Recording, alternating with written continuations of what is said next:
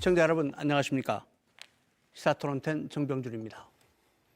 우리는 지금 5.18 39주기를 보내고 있습니다. 이번 5.18에는 여느 때와 달리 진실을 향한 여러 가지 증언들이 나오고 있는데요.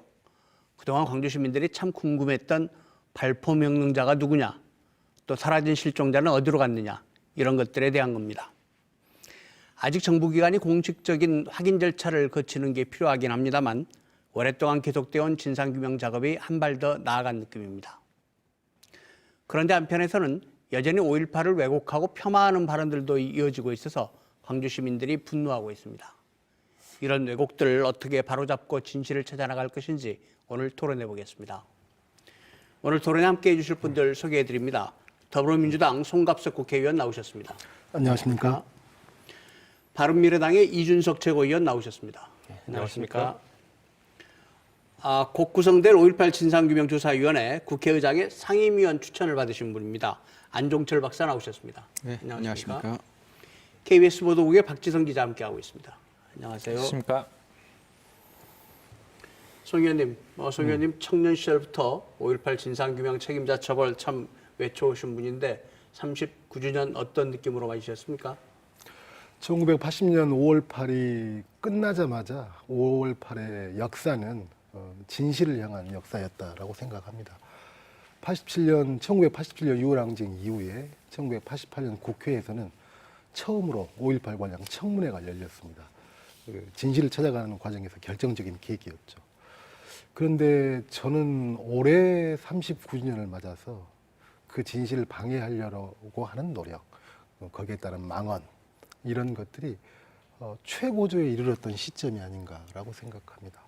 또 거기에 함께 또 실체적인 진실을 향해 가는 그 어느 때보다도 중요한 증언들이 또 쏟아져 나왔던 시기가 올해가 아닌가라고 생각합니다. 마치 내년 40주년을 앞두고 마지막 어떤 절정에 치닫는 숨기려고 하는 사람들과 밝혀내려고 하는 사람들의 그런 39주년이었던 것 같습니다. 네. 이 의원께서는 이 지역 출신 정치인 아니신데 늦은 밤 함께해 주셔서 고맙습니다. 먼저 인사드리고요. 네, 감사합니다. 소위 이제 보수 정치인 이렇게 분류되시지 않습니까? 네, 맞습니다. 신세대 정치인이시기도 하시고 5.18 39주기 어떻게 보셨습니까? 사실 제가 85년생이기 때문에요. 저는 5.18을 직접적으로 경험하거나 그 감수성을 가지기는 어려운 그런 세대일 겁니다. 그런데 다행스럽게도 저는 이제 김영삼 정부 이후로 5.18에 대해서 왜곡되지 않은 형태로 교육받았고, 그리고 무엇보다도 사실 그 법원의 판결 이후에 5.18은 이제 전두환 등이 내란의 목적으로 일으킨 폭동이다라는 것을 이제 다 주지하고 있는 상황이기 때문에 그런 부분에 있어서 왜곡에서는 자유롭습니다. 그런데 이제 제가 아까 그 감수성을 가지지 못했다고 이야기했는데, 제가 광주에 내려올 때마다 그 부분을 메워주시기 위해서 참 광주 시민분들이 저한테 가르쳐 주시는 게 많은데, 그냥 간단히 기억나는 일화가 있다면은 이 광주의 택시 운전사 한 분, 저에게는 굉장히 특별했던 경험을 주신 게, 제가 이제 강연하러 왔는데 저에게 시간이 잠깐 있냐 물어보시더니만은 광주의 여기저기를 다 이렇게 보여주시면서 특히 광주시청에 가서 이 건물이 몇 층인지를 좀 세어보시라고 저한테 말씀해 주셨는데, 그때 그 세어보고 5층과 18층인 것을 보고 굉장히 마음에 와닿았었고, 그 이후로 또 알아보기 위해서 공부를 또 많이 하고 있습니다. 그러셨군요. 예. 광주에 영화 속의 택시 운전사만 있었던 게 아니고 저에게 굉장히 특별한 분이었습니다. 그리고 나중에 요금도 안 받으셨습니다. 광주의 택시 운전사들이 5.18 당시에 또 차량 행진도 하고 적극적으로 동참했던 그런 분들이죠. 네. 안 박사님께서는 그동안에 5.18에 대한 연구도 많이 해오셨고요. 또 이제 국가조사위원회에 또 참여하셔야 되는데 아마 상당한 각오나 느낌을 갖고 이번 5.18을 지켜보셨을 것 같습니다. 예, 사실 뭐 오래전부터 이제 제가 그 80년 5.18 때가 그 전남대 4학년이었습니다. 직접 현장에 참여하고 도청 앞에 나가고 여러 가지 활동들을 많이 했었는데, 그 뒤로 이제 결국은 살아남은 사람으로서 이런 많은 부채의식을 가지고 있었죠. 그래서 이제 광주시청에서 근무하면서 5.18 자료 청소 만들어서 국내 대학 도서관, 해외 대학 도서관에 계속 배포하고 그런 등등 활동들을 계속 해왔습니다. 그러다가 2011년에 5.18 기록물 자료를 유네스코에 등재함으로써 우리 국내에서는 인정받지 못한 그 기록물이 이 세계 유네스코라는 즉 유엔의 기관에서 인정을 하게 됨에 따라서 국제적으로 공신력을 얻게 되는 그런 계기가 됐었습니다.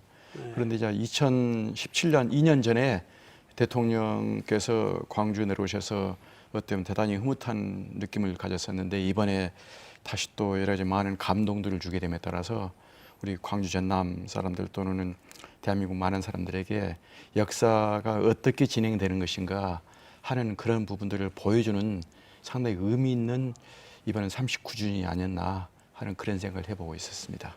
일반적으로 예상하기에 대통령께서 내년 40주년에 오시지 않기, 40주기에 오시지 대부분 다 않겠나. 그렇게 기대했었습니다. 그런 생각을 예. 했었는데 올해도 오시고 아마 또 이런 분위기라면 내년에도 오시지 않을까 그런 생각이 예. 드네요. 박 기자, 우리 나왔으니까 5.18 기념식, 추모식 얘기를 좀 해보죠. 그 문재인 대통령 방금 얘기 나왔는데 문재인 대통령보다 이번에 더 관심을 끌었던 게 아마 황교안 대표가 아니었을까 그런 생각이 듭니다. 황교안 대표 왔던 상황 잠깐 먼저 설명을 해주시겠습니까? 그때 당시에 현장에 있었죠. 네, 그 황교안 대표가 그 국립 5.18 민주묘역에 들어설 때부터 시민들이 좀 거세게 반발했습니다. 네. 민주묘역 입구부터 행사장까지 2분 정도 걸리는데요.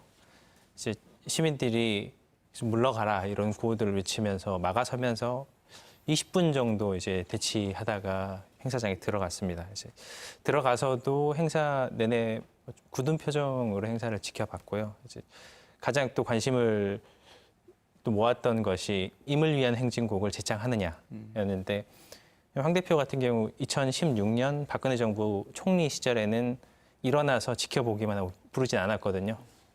근데 이번에는 일어나서 팔을 휘두르면서 임을 위한 행진곡을 제창을 했습니다. 그리고 나서 이제 행사가 끝났는데 또다시 시민들이 좀 거세게 반발했고요. 그래서 그 출입문으로 나가지는 못하고 묘역 뒤쪽 울타리를 뜯어내서 거기서 빠져나가는 이런 일이 빚어졌습니다. 네.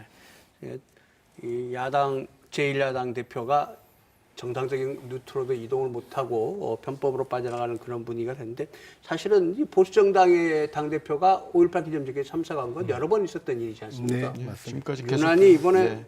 황교안 대표만 지금 이런 현상이 벌어졌는데 일단 정치적 입장들 한번 보실까요? 송 의원님 어떻게 생각하십니까?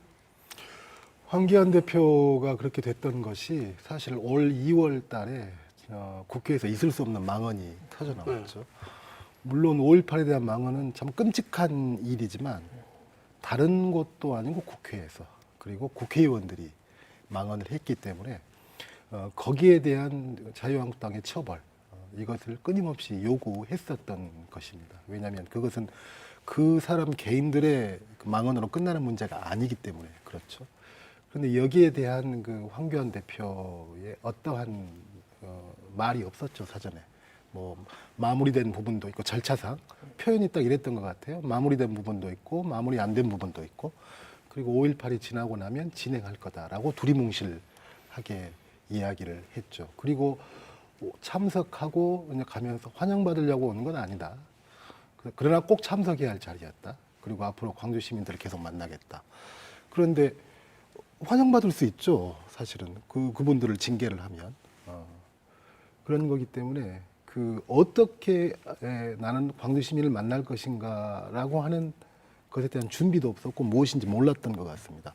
단적인 예로 그 김정숙 여사와의 악수 문제가 이제 그 뒤에 화제가 됐었는데 저는 이제 그런 생각입니다.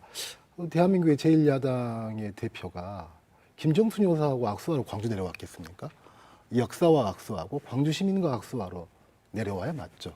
그리고 거기에 대한 평가를 해야 저는 맞다라고 생각합니다. 네. 네. 사실은 이 국회의원이란 분들은 그 보통 시민들하고 달라서 한 분 한 분이 헌법기관이잖아요. 그래서 그분들이 어떤 발언을 하느냐 이게 굉장히 중요한 문제인데 지금 5.18 왜곡에 대한 자유한국당의 대처를 우리 바른미래당 이준석 최고께서는 어떻게 보고 계신가요?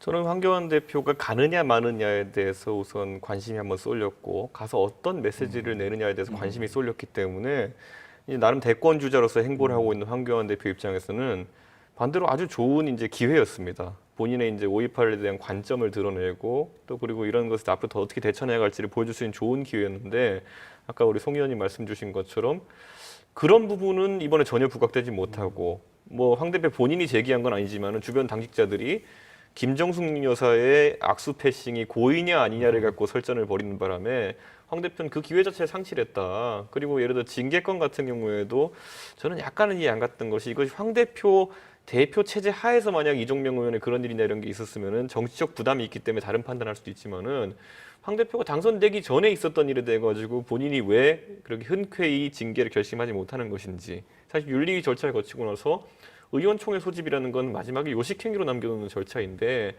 혹시 그 결과가 두려운 것이 아닌지 왜냐하면 실제 표결에 들어갔을 때 제명에 이르는 결과로 이르지 못했을 경우 그 후폭풍이 또 있을 걸 두려워한 것인지 그렇다면 그걸 솔직히 또 이야기하면 되는 거거든요. 아직까지는 당내 구성원들의 그런 총의가 모이지 않았기 때문에 뭐 제가 꼭 처리할 겁니다. 광주 시민 여러분 믿어주십시오. 이런 표현도 할 수 있는 것이고 어쨌든 마이크가 모인 상황 속에서 그 기대심을 갖고 있던 광주 시민들에게 아무 답변도 하지 못한 벌이 내가지고 아주 큰 기회를 놓쳤다. 저는 사실 이해가 가질 않습니다. 그러니까 그래서 앞으로는 또 물론 내년에도 40주년 행사가 있고 40주기 행사가 있고 이렇기 때문에 그 황교안 대표에게 다른 기회가 또 오겠지만은 이번이 참 광주 시민들에게 다른 모습을 보여줄 기회였다. 이 아쉬움은 앞으로 남을 겁니다. 이 의원님 말씀을 듣고 보니까 정말로 황교안 대표가 광주 와가지고 5.18에 대해서 뭐 어떻다라고 얘기한 게 하나도 없네요. 저는 관점을 아직까지도 잘 모르겠습니다. 우리가 황교안 대표에게 갖고 있는 관점이라는 것은 공안검사이기 때문에 이럴 것이다라는 추측은 저희가 갖고 있지만은 반대로 그것을 확단할 수 있는 어떤 언행도 없었습니다. 그게 속단하기 어려운데 이번에 그 모호한 부분을 해소하는 데 실패했다. 이 정도 평가를 할 수 있을 것 같습니다. 네. 거기에 비하면 이번에 문재인 대통령은 오셔서 사실 굉장히 분명한 의도를 말씀하셨어요. 어떻게 보셨습니까? 문재인 대통령께서 본인 연설 서두에 먼저 그런 말씀을 하셨습니다. 참모들이 뭐 올 7월에 수영 선수권 대회가 있기 때문에 광주 방문의 기회가 있고 또 내년이 40주년이고 이렇기 때문에 굳이 뭐 올해 가실 필요가 있겠느냐라고 하는 것. 그럼에도 불구하고 본인이 꼭 올해 참석했었던 이유 이런 것들을 말씀하셨던 것 같습니다. 그래서 그 핵심은 그거였던 것 같습니다.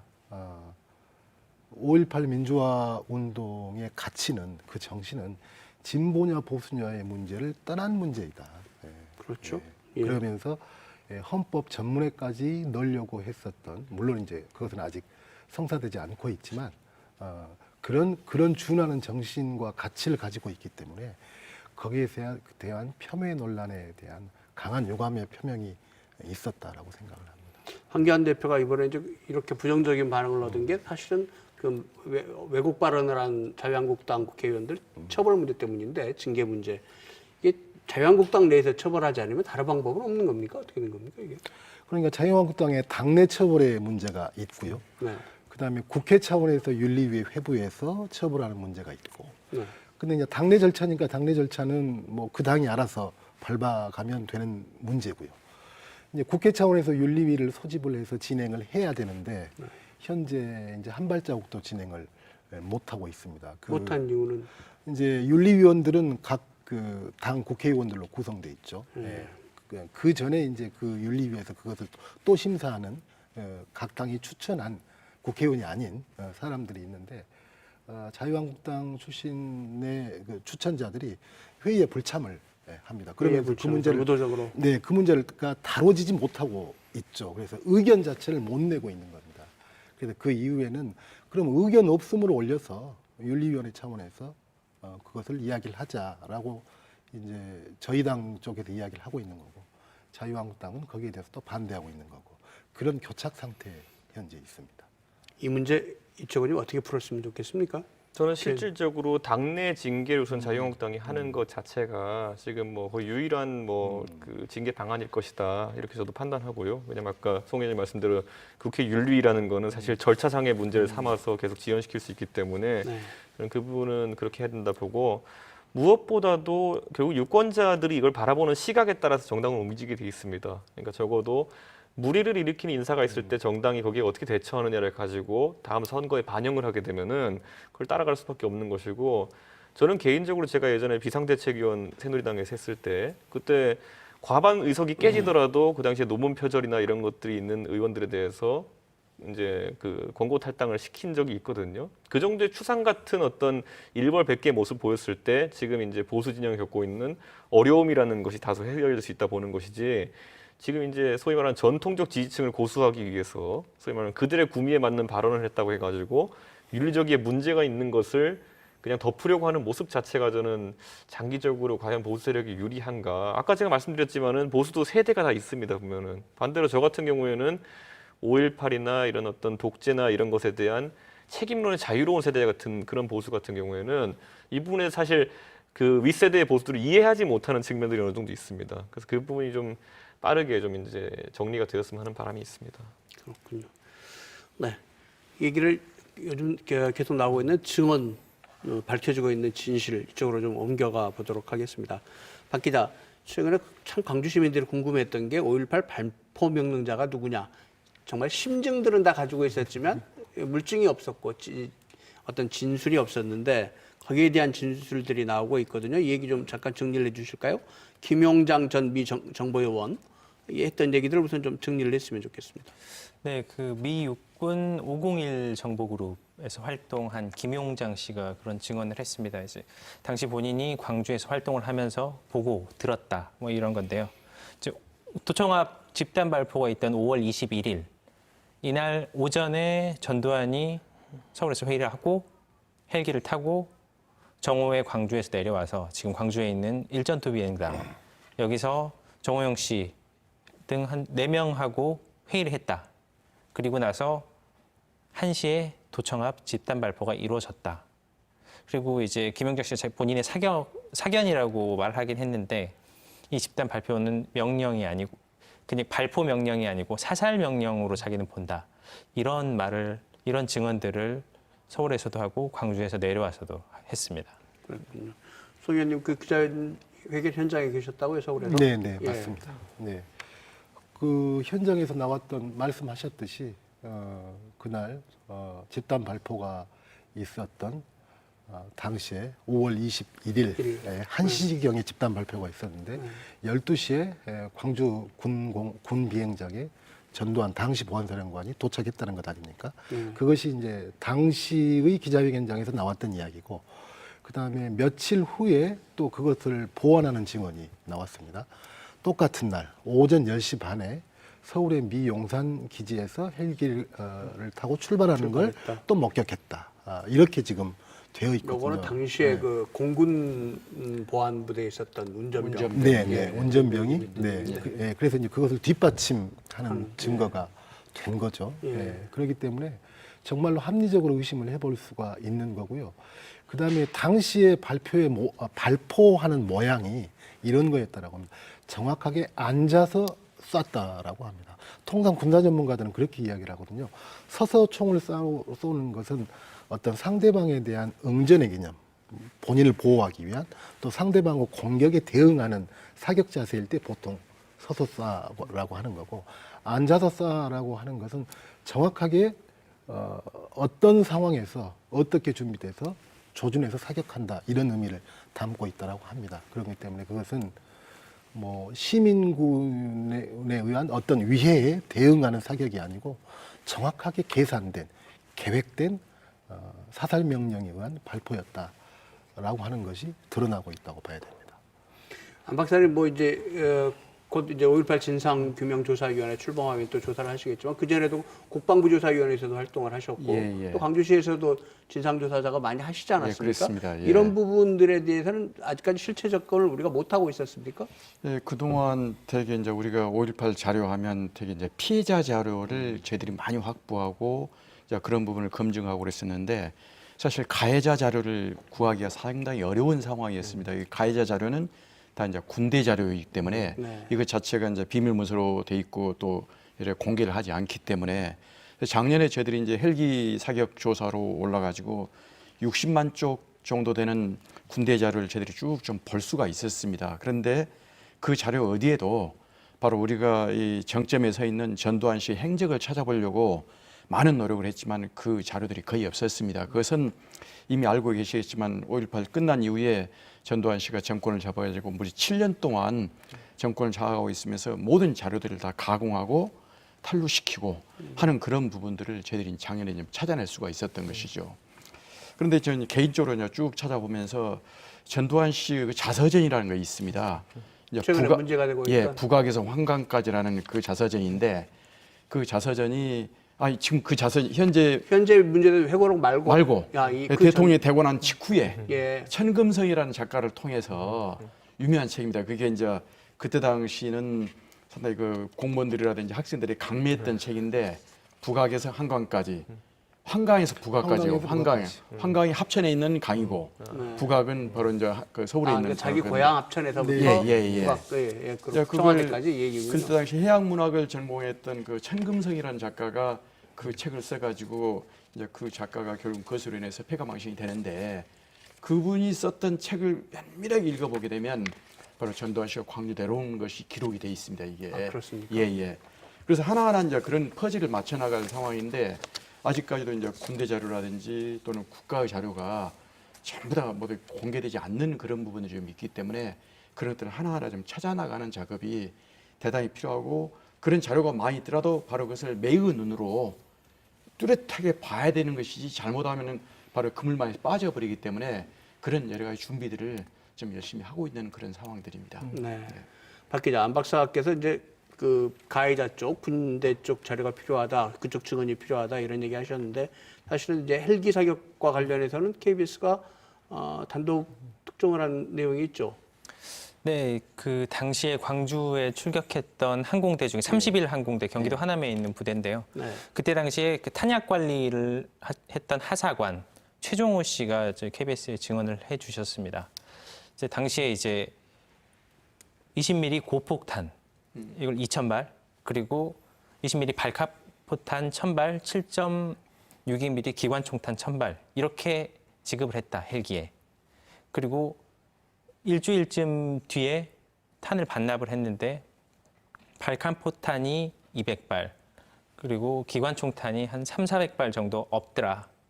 그래서 작전장교에게 이건 작전 사격이라서 탄피 회수가 안 됐기 때문에 작전장교에게 사인을 받아서 광주에 사격이 있었다라는 관련 서류를 제출하고 통을 다시 반납하고 탄을 채워 넣었다. 그래서 헬기 사격은 있었다.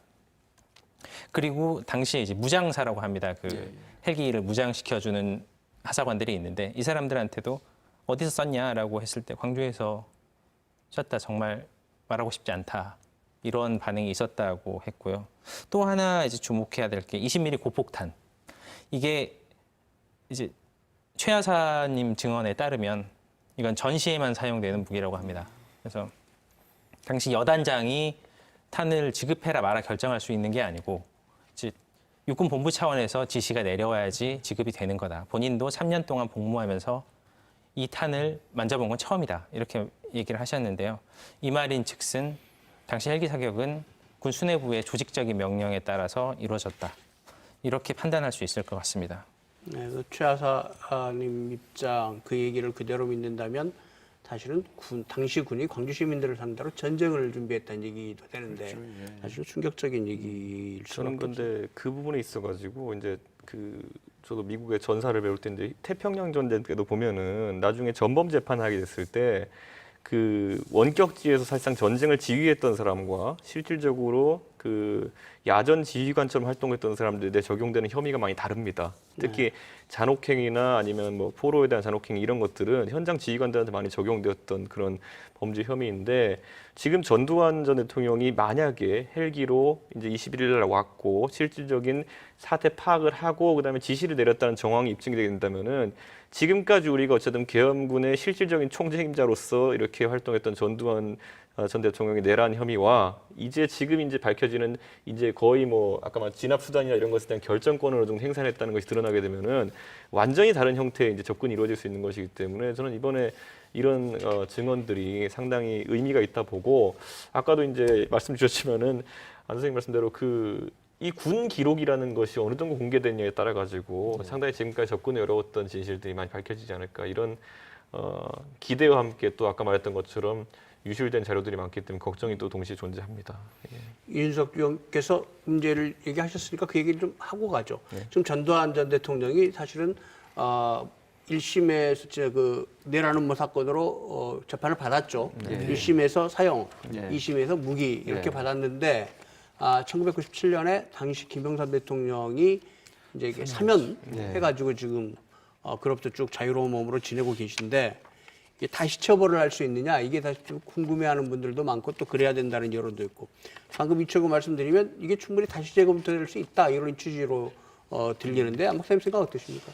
예, 그때 당시 검찰에서 조사를 좀 많이 했습니다. 그 조사를 할 때도 결국은 이 광주 문제를 풀기보다는 전두환, 노태우 이 사람들을 처벌하기 위한 이런 조사를 해가지고 바로 이 12.12.5.18 조사였습니다. 네. 주로 모든 조사를 12.12에 집중을 시켜가지고 조사를 했기 때문에 바로 이 전두환, 노태우 그 사람들을 기소할 때 검찰에서 이 5.18 부분에서는 5월 27일 날 도청 진압 작전에 가했던 그 부분만 기소장이 명시돼 있고 바로 재판에서도 그 부분만 반영이 돼 있던 것입니다. 그러니까 우리가 보통 말하는 5월 20일 날 신역 앞에서 집단 발포, 5월 20일 날 도청 앞에서 조준 사격, 집단 발포, 또 그다음에 양민 학살 이런 부분에서는 전혀 터치가 되지 않은 것이기 때문에 새로운 사실이 발견될 때는 우리가 지금까지 말했던 일사부재리 원칙, 같은 죄를 두 번 처벌할 수 없다는 그 조항과는 다르기 때문에 지금 현재의 이 부분 가지고도 전두환, 노태우를 다시 처벌하는 부분에서는 전혀 문제가 없이 진행될 수 있을 거라고 생각되고 또 법률 전문가들도 그렇게 판단을 좀 하고 있습니다. 97년 재판과 다른 새로운 사실이 나타나면 예. 다시 기소돼서 재판을 받을 수 있다. 예, 그렇습니다. 예. 그런 상황들이 예. 빨리 좀 진전이 됐으면 좋겠습니다. 이번에 그 재판 관련된 얘기 이제 조비오 신부께서 이제 명예훼손했다라고 하는 재판 지금 광주에서 진행되고 있죠. 이번 헬기 사격에 관련된 증언으로 그 재판에 상당한 영향이 있을 것 같다라는 생각이 드는데 박 기자 어떻게 보시겠어요? 네, 우선 저희가 보도해서 발굴해서 보도하신 정선덕 씨가 계십니다. 이제 헬기 사격을 직접 당하신 분입니다. 이분은 당시 이제 5월 21일 남편분이 도청 앞 발포로 총상을 입었다는 소식을 듣고 남편분을 찾으러 가는 도중에 이제 당시 시민군의 지프차에서 어디까지 가시냐라고 해서 태워준다고 해서 탔는데 타고 얼마 안 있어서 헬기 사격을 위협 사격을 3차례 당했다. 이런 증언을 하셨는데요. 이미 그래서 전두환 재판에서 증인으로 이제 선정이 돼서 재판장에서 한번 증언하셨습니다. 이미 증언을 하셨군요. 네. 그리고 또 그 당시에 그 상황 비슷하게 친구가 총을 맞아서 또 그 소식을 알리려고 가다가 헬기 사격이 있다는 불로교를 지나면서 목격한 배준철 씨가 계신데 이분도 증인으로 채택이 돼서 아마 다음 재판에 나오실 것 같고요. 좀 전에 말씀드렸던 그 최 여사님 같은 경우는 지금 검찰에서 접촉을 시도하고 있습니다. 마찬가지로 헬기 사격이 있었다라는 명백한 증인이 될 수 있겠다라고 판단하고 있습니다. 그 헬기 사격과 관련해서는 이게 좀 너무 법리적으로 깊이 들어갈 수도 있다고 생각하는데 이런 문제가 있는 겁니다. 실제로 헬기 사격이 있었는가 없었는가라고 하는 것만 가지고 전두환이 유죄다 아니다라고 판단하기는 어렵습니다. 무슨 말씀이냐면 두 가지 가능성이 있는 겁니다. 전두환이 실제로 헬기 사격이 있었는데 헬기 사격이 있는 줄을 몰랐다. 이런 가능성이 하나가 있고요. 네. 그다음에 헬기 사격이 있는 줄을 원래 알고 있었는데 그때 몇 년 전에 자서전을 쓸 당시에는 치매가 와서 그 사실을 잊어먹었다. 이럴 수 있는 가능성이 두 가지가 있는 거죠. 근데 뭐 치매 관련해서는 뭐 골프 치고 다니고 어쩌고 했으니까 뭐라고 할 말은 없을 거고요. 이번에 나왔던 여러 가지 증언 중에 하나에 헬기 사격이 있었다라고 하는 것은 지금 그 전에 그 전일 빌딩에 나와 있는 탄원의 흔적으로 국과수에서도 이미 상당 부분 나오는 것 아닙니까? 그리고 방금 말씀하신 그 뒤에 입증하는 증언들이 있는 거고요. 그래서 사실은 광주로 왔다 갔다 5월 21일 날 이런 것들이 굉장히 의미 있고 중요한 증언이 되는 거다라고 생각을 합니다. 박사님 사실은 당시 광주에 80년 5월에 광주에 있었던 사람들은 헬기 사격이 있었다는 건 다 알고 있는 내용 아니었습니까? 대부분 다 금남로에서 헬기가 뜨고 내리는 장면들을 봤으니까. 다 봤고요. 예. 또 그때 당시 이 여러 가지 기총수도하는 그런 부분들을 많은 사람들이 봤습니다. 그런데 이제 그런 부분들을 명확하게 이야기할 수가 없는 상황이라서 약간 좀 어려운 부분들이 있는데 지난번에 88년에 피터슨 목사님께서 그걸 봤다면서 사진까지 찍었지 않습니까? 그러니까 그때 당시 조종사들이 나와가지고 그 기종은 우리 한국에 없는 기종이다 하면서 부인을 했잖아요. 그러니까 그 사진을 확대를 정확하게 검증을 하니까 바로 거기서 태극기가 나타나잖아요.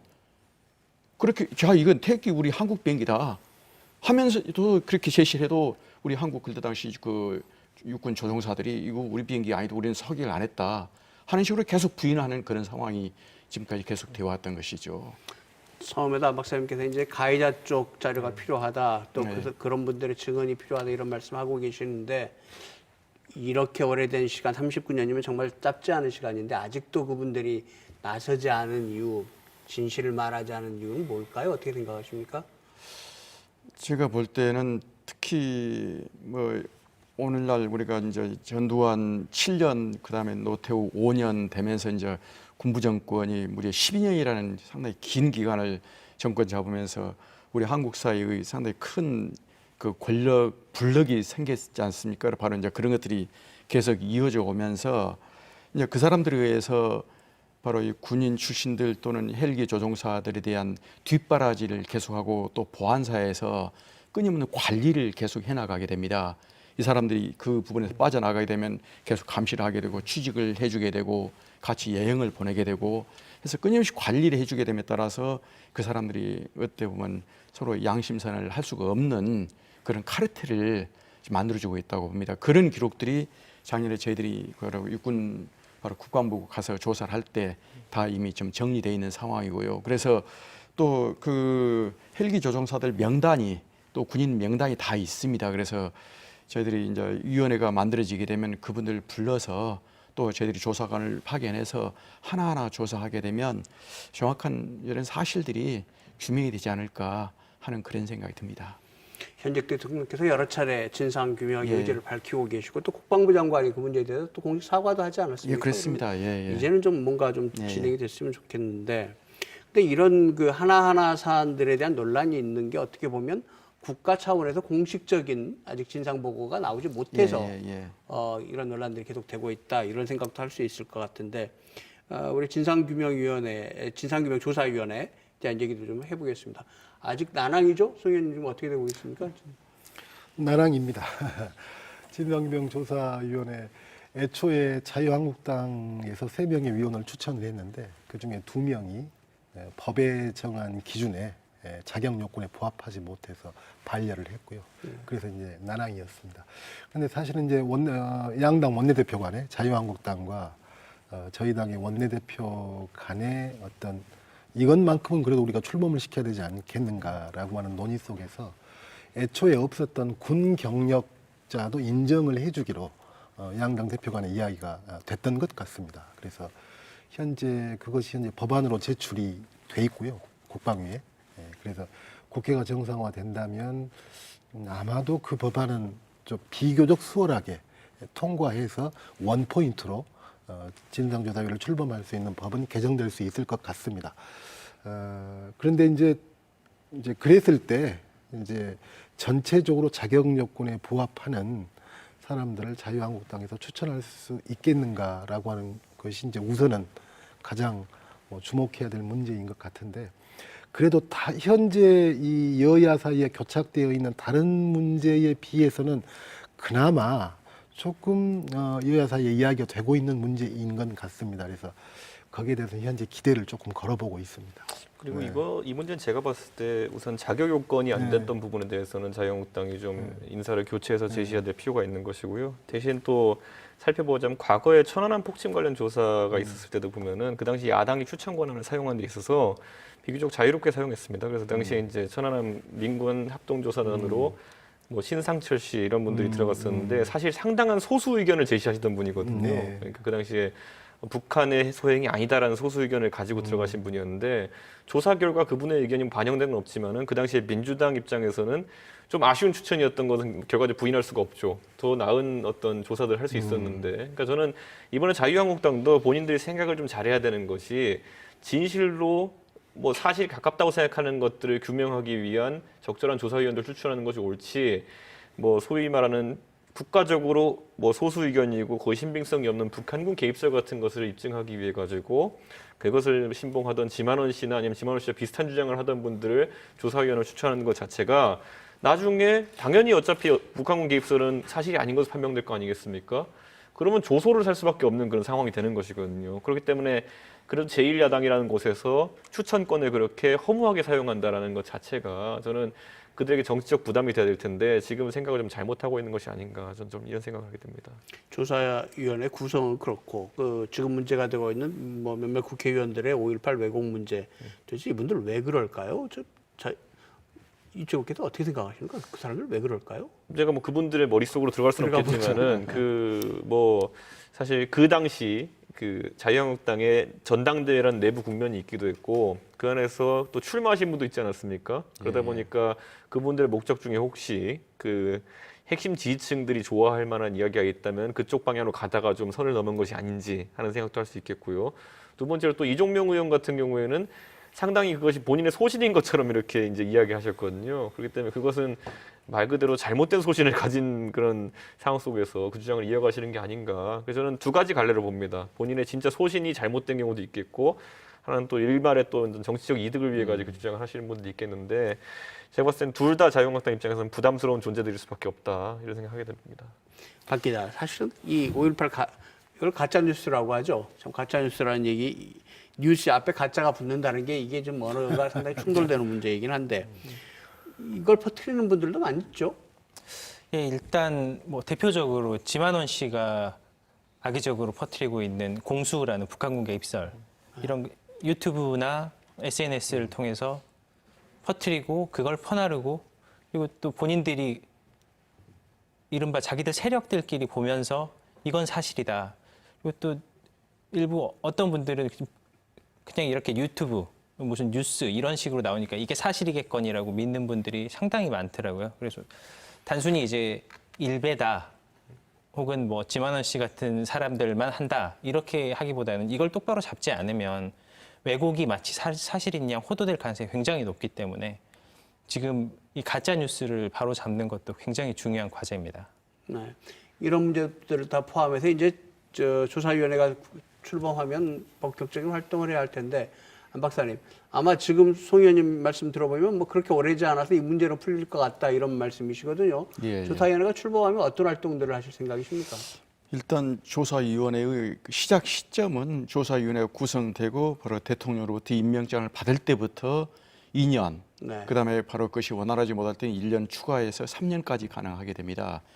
그래서 아까 우리가 이미 이 법에가 이 조사를 할 그 범위까지 다 설정이 돼 있습니다. 그래서 가장 큰 범위는 우리가 이제 바로 발포 명령자, 이제 발포 책임자 규명, 네. 그다음에 안매장 문제, 그다음에 우리가 그동안 보지 못했던 성폭력 문제가 2, 3년 전부터 본격적으로 등장하기 시작했지 않습니까?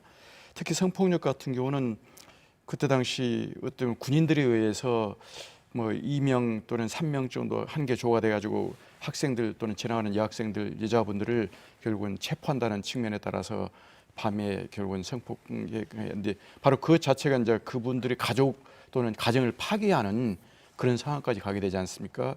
그래서 이런 부분들을 하나하나 조사를 하게 되는 그런 돼 있고요. 또 거기서 밝혀지지 못한 부분들을 또 법에 없는 부분들은 위원회에서 결정한 부분들은 다시 또 조사를 할 수 있는 그런 상황이기 때문에 5.18의 모든 것 바로 이런 것들을 다 조사를 할 예정입니다. 그리고 현재 지금 그 지난번에 60만 쪽의 군대 자료를 저희들이 다 수집을 했는데 그걸 모든 조사관들이 다 일일이 볼 수가 없기 때문에 바로 현재 많은 사람들을 통해서 그 한 페이지 한 페이지 나오는 키워드를 다 지금 엑셀로 지금 작업을 하고 있습니다. 그래서 어떤 부분을 넣게 되면 몇 쪽, 몇째 줄에 바로 어떤 내용이 있다는 것을 바로 검색할 수 있게끔 그런 작업까지 지금 해놓고 있습니다. 앞으로 조사 절차는 어떻게 진행이 됩니까? 일단 조사위원회 일단 권한은 어느 정도로 권한을 갖고 계십니까? 일단 조사해서 바로 이제 구속이라든지 그런 부분들은 저희들이 이제 구속 권한이라든지 그런 건 없기 때문에 이제 검찰에다가 이제 고발을 해서 검찰에서 그런 기소를 한다든지 바로 재판을 하게 하는 그런 절차를 갖게 되고 저희들이 이제 진상 규명하는 그 조사권만 가지고 있게 됩니다. 그러면 필요한 그 문건이나 또 필요한 사람을 부르거나 이런 권한은 있습니까? 예, 일단은 자료 획득이라든지 자료 협조 부분들은 바로 그 법에가 명시돼 있고요. 사람 부분들은 바로 저희들이 이제 요청을 했을 때 동행 명령권까지 갖게 되는데 그분이 이제 거절할 때는 바로 강제적으로 상대 불러올 수 부인권은 있는 없는 거죠. 바로 구인권은 저희들이 없게 돼 있습니다. 바로 이제 그 되지 않을 때는 과태료를 물게 돼 있는데 과태료까지도 무시한다면 바로 저희들이 그 부분을 결국은 검찰에다가 고소 고발을 해서 할 수 있는 그 방법밖에 없는 것 같습니다. 송 의원님 보시기에 진상조사위원회 특별히 어떤 역할들, 어떤 점을 필요하다고 생각하십니까?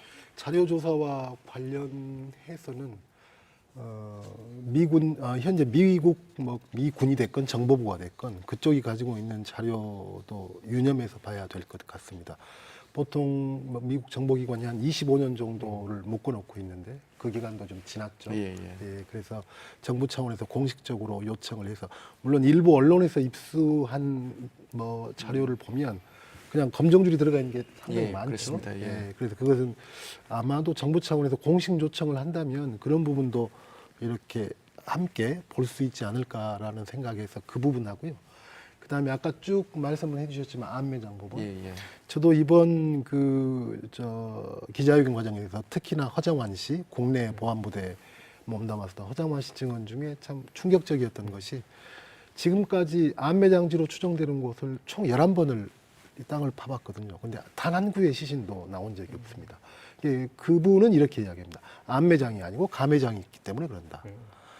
임시로 묻은 다음에 바로 얼마 안 돼서 모두 지문 채취를 했다. 지문 채취를 한 이유는 간첩이 있는 것을 밝혀내기 위해서 했다. 그럼 그 이후에 그러면 지문 채취한 다음에 시신 처리는 어떻게 했는가?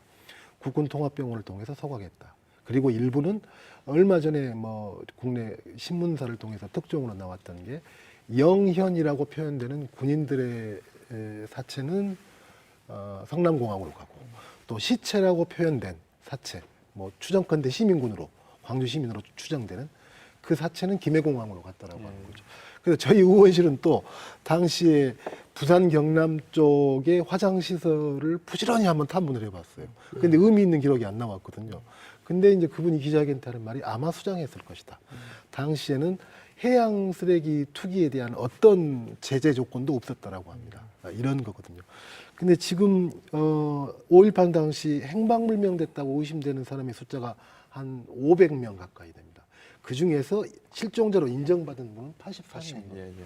사실은 그 가족들은 죽었는지 살았는지를 아직 모르는 거죠. 그래서 이런 부분도 굉장히 새롭게 주목을 해서 조사를 철저하게 해야 될 부분이 아닌가. 아까 그 안 박사님 말씀하셨던 그 지금 이제 규명해야 되는 실체적 진실 중에서 이런 성폭행이나 이런 의혹이라든지 아니면 아까 말했던 안매장 같은 경우, 시신 소각 같은 경우는 묘하게 닿아 있는 부분이 그 증언자가 될 수 있는 사람이 직접적으로 본인이 가해자이거나 아니면 가해자 친소 관계가 그렇죠. 있는 사람일 가능성이 높은 그런 유형의 어떤 검증 대상입니다. 그렇기 때문에 그 김용장 씨나 아니면 허정환 씨처럼 목격자의 단순한 위치로 갈 수 있는 분들이 많이 존재하기 어렵거든요. 그렇기 때문에 이 부분에 있어서는 사실 그 증언자이면서 가해자이거나 증언자이면서 가해자와 친소 관계가 있을 수 있는 분들이 아까 송 의원님 말씀하신 것처럼 그 행방불명자들의 가족들의 마음이나 이런 것들을 이해하기 위해서 저희가 뭐 오늘 이런 방송 등을 통해 가지고 적극적으로 증언하실 수 있도록 분위기를 만들어 나가는 것이 앞으로 사회적으로 중요하지 않을까, 저는 이런 생각을 하게 됩니다. 저희들이 작년에 그 국방부 가서 자료를 쭉 검토할 때 5월 27일 날 군대가 결국은 도청 점령한 이후에 대부분 다 이렇게 자기 부대로 원대 복귀를 했지 않습니까? 그런데 11여단 11공수의 62대대가 한 달 후에 다시 이 어떤 그 공수부대는 얼룩무늬 복장인데 일반 그 군인 복장, 국방색 그 옷을 입고 일개 대대가 바로 광주를 다시 내려옵니다. 그래가지고 그 감회장에 했던 그런 부분들을 다 정리를 하거든요. 그래서 그 62대대에 아까 말했다시피 그 11여단 62대대 그 병들 그 대대장이 인솔하고 내려오기 때문에 그 사람들을 저희들이 이제 명단이 다 가지고 있으니까 조사를 하게 되면 그런 부분도 상당히 많이 밝혀질 것으로 생각이 됩니다. 그동안 되게 이제 풍문으로만 듣고 저희들이 뭐 교도소 인근이라든지 화순 너릿지 이분을 포크레인 작업을 많이 했었는데 거의 뭐 한 번도 결국은 성공을 하지 못했거든요. 그래서 이 정식 정확한 자료를 가지고 차근차근 진행해 나가면 상당히 많은 성과가 있을 것으로 기대를 좀 해봅니다. 결국 이제 당시에 군 관리 기록이라든가 당시에 계엄군으로 참여했던 분들의 양심 증언 이게 예. 굉장히 좀 필요한 그렇습니다. 상황인데 5.18 관련 단체들에서 그런 분들에게 좀 증언을 해달라 이런 걸 지금 많이 좀 그 홍보도 하고 이렇게 예, 하고 예. 있는데 혹시 뭐 좀 들어온 게 있습니까? 지금 드러난 분들 말고라도 어떻습니까? 지금 재단에 바로 이제 그 신고서라든지 바로 이런 부분들을 열어놓고 있고 또 광시청에서도 이제 그걸 받고 있는데 바로 이제 그것에 대해서 면밀하게 지금 검증 작업을 하고 있는 것 같습니다. 그래서 저희들 검증 작업한 이후에 바로 그 자료를 위원회가 저희들이 시작하게 되면 바로 위원회로 모든 걸 넘겨주겠다고 해서 상당히 좀 축척이 좀 되고 있는 것 같습니다. 상당히 좀 축적이 되고 있다. 예, 예. 그렇군요. 다행입니다. 그런데 이제 사실 사실 이게 근데 우리 기자님 같은 분의 활약이 굉장히 중요합니다. 예. 방송국에서 그렇게 하는 것들이 굉장히 영향이 크거든요. 네. 요즘 뭐 박지성 기자를 비롯한 KBS 보도 네. 정말 열심히 하고 있다고 생각합니다. 예, 좋은 성과도 많고요. 자, 그런데 사실 진실은 있는 거 아니겠습니까? 80년 5월에 무슨 일이 있었는지 진실이 있는데 그리고 참 세월도 많이 지났고 어떻게 보면 이해 당사자도 이제는 많이 현장에서 떠났는데 왜 정치권은 이걸 해결하지를 못하고 계속 이렇게 갈등 논쟁을 하고 있을까? 어떻게 하면 이 문제를 해결할 수 있을까? 사실 쉽지 않은 질문인데 오늘 두 분 정치인들께 그 질문을 좀 드리고 싶네요. 어떻게 풀어갔으면 좋겠습니까? 저는 우선 음모론적인 정치 행태 자체가 좀 이제 걷어줘야 된다고 하는 것이 아까 말했듯이 우리 뭐 조사위도 앞으로 참 실체 규명에 어려움을 겪겠지만은 그 실체 규명이 어려운 현실적인 상황을 이용해서 소수 의견으로 이제 정견을 이제 섞어서 발표하는 형태의 이제 모습들이 나오고 있는데 저는 사실 글쎄요 그 미국에도 가면요 그 아직까지도 뭐 9.11 테러가 사실은 뭐 부시 대통령이 전쟁을 일으키기 기획했다 뭐 이렇게 소수 의견인 척하면서 이야기하는 분들이 있는데 사실 그게 그 안에 희생된 분들한테는 얼마나 마음의 아픔을 남겨주는 일인지를 잘 알아야 되는데 단순히 정쟁의 수단으로 그걸 이용하는 세력들이 있습니다. 그것이 미국도 뭐 유튜브라든지 아니면 이런 방송의 형태로 이렇게 전파되기도 하고 하는데 저는 우선 아까 말했듯이 뭐 제가 언급했듯이 뭐 특정 정당 내 당내 선거에서 이것이 유리하게 작동될 것을 믿는다든지 이런 형태가 사라지려면은 우선 적극적으로 유권자의 태도 변화도 약간 필요하다. 이런 것들이 결코 음모론적인 자세가 뭐 이익이 되지 않는다는 것, 정치적인 이익이 되지 않는다는 증명해 줄 때 저는 당연히 이건 시정될 것이다 이렇게 보고 있고요. 그리고 이제 선거가 내년 다가오고 있지 않습니까? 그러니까 우리가 이제 뭐 5.18에 대해서 이제 명예훼손성 발언했을 때 징역 7년까지 이제 할 수 있도록 법을 개정하는 방안도 추진되지만은 무엇보다 이것이 정치권에서 나오지 않게 하려면 유권자의 엄밀한 눈이 필요합니다. 이런 음모론을 주 무기로 삼아서 그 당선되는 사람들이 나오지 않게 하시는 것이 굉장히 중요할 것 같습니다. 그런데 단순히 광주 문제만 가지고 뭐 정치인들을 평가하지는 않겠지만 네. 요즘 또 그런 과정에서도 자유한국당 지지율이 또 상당하게 올라오기도 했어요.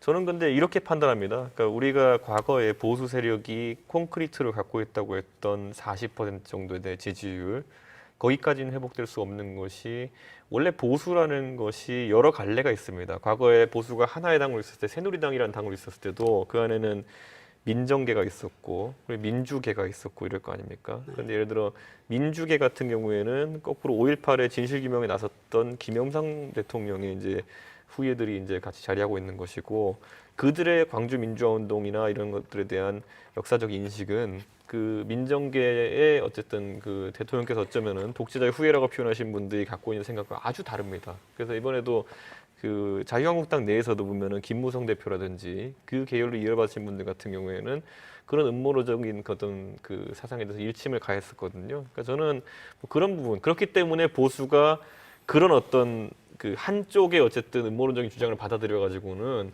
과거의 보수가 가졌던 세를 다시 확보할 수 없다. 그래서 사회자께서 말씀하신 일시적인 어떤 어느 선까지의 지지율 회복은 있을 수 있겠지만은 그 이상의 과거의 보수의 모습을 찾을 수 없다. 그것에 국한해서는. 그래서 저는 그거를 깨달아가는 과정이 지금 진행되고 있다고 판단합니다. 저는. 이 자리에서 사실 자유한국당 의원이 이제 계셨어야 이야기가 더 확실하게 한번 물어보고 듣고 네. 할 건데요. 그 오늘도 자유한국당 어떤 의원께서 다른 TV 토론에 나와서 뭐라고 하냐면 아니 고작 두 명이 그 망언 의원을 이야기하는 겁니다. 두 명이 이야기하는 것 가지고 뭐 그러냐. 바로 이런 인식의 태도를 이야기하는 거거든요. 그리고 당시 나경원 원내대표는 뭐 다양한 시각이 있을 수 있다라고 하는 거고요. 그러니까 그러니까 사실은 우리 이준석 최고 같은 분이나 또 뭐 유승민 의원이나 이런 분들이 현재의 여건에서는 죽어도 합칠 수가 없는 거죠. 예. 또 그러기 때문에 그 사람들은 그 정도 지지율밖에 아무리 올라간다라고 하지만 나올 수밖에 없는 것이고요. 근데 참 이제 답답한 마음은 있습니다. 그렇지만 이게 이제 그런 과정인 것 같습니다. 사실은 대한민국 정치 사회에서 무소불위로 반공이라고 하는 것이 지배했던 때가 있지 않습니까? 그래서 총풍이라고 하는 희대의 선거 전술이 나왔던 때가 불과 얼마 전입니다. 예, 마찬가지로 지금 이 과정은 참 고통스럽고 아직까지 이래야 되느냐라고 생각하지만 세상이 진실을 드러내는 방식은 그런 식으로 좀 고통스러운 것 같습니다. 그래서 뭐 그런 선거를 통해서 유권자들이 이렇게 합리적인 보수를 지향하는 분들한테 힘을 실어 주시고 또 저희 같은 당에도 힘을 실어 주시고 이런 과정들이 필요하지 않을까라고 생각을 합니다. 제가 여기서 갑자기 정치 평론가 모드로 들어가잖아요. 죄송하지만 이제 근데 저희가 좀 조심스럽게 지켜봐야 되는 것이 자유한국당이 저런 형태로 선거를 치르게 되면은 오히려 조금 더 중도적인 성향이고 조금 더 이런 상황에서 감수성이 있는 수도권 보수들이 거의 전멸 위기에 놓일 겁니다. 그리고 아마 영남 보수가 또 주력이 되고 당선자가 대부분 그쪽에서 나오게 되면은 그게 또 이념적으로 생각보다 우상호하는 계기가 될 수 있거든요. 그러다 보니까 아마 뭐 내년 선거가 되기 전까지 그런 보수의 혁신이 일어나기를 좀 기대해야 되지 않을까. 안 그러면은 내년 선거 이후엔 더 이런 우파적 성향이 또 극우적 성향으로까지 갈 수 있는 형태의 보수가 나올 수도 있다. 이런 우려가 약간 있긴 있습니다. 네. 뭐 아직도 여전히 왜곡하는 이런 발언들이 있긴 하지만 그래도 예전보다는 진실에 좀 더 진일보한 그런 기대를 갖게 하는 상황인 것 같습니다. 오늘 늦게 함께 토론해 주셔서 감사합니다. 네, 감사합니다. 네, 이번 5.18 추모식에서 문재인 대통령 얘기 한마디가 참 유명해졌습니다. 독재자의 후예가 아니라면 5.18을 다르게 볼 수는 없다. 이런 얘기인데요. 이 말을 놓고 정치권은 오늘까지 논란입니다. 당연한 요기를 놓고 왜 논란을 벌이는가 광주 시민들 입장에서는 좀 어리둥절하기도 한데요. 이런 말들 가지고 논란에 벌리기에 앞서서 벌써 39년 된 5.18 이제는 진상규명을 위해서 다 함께 힘을 좀 합쳤으면 좋겠습니다. 시사토론 10 오늘 순서 여기서 마칩니다. 다음 주 이 시간에 다시 뵙겠습니다. 안녕히 계십시오.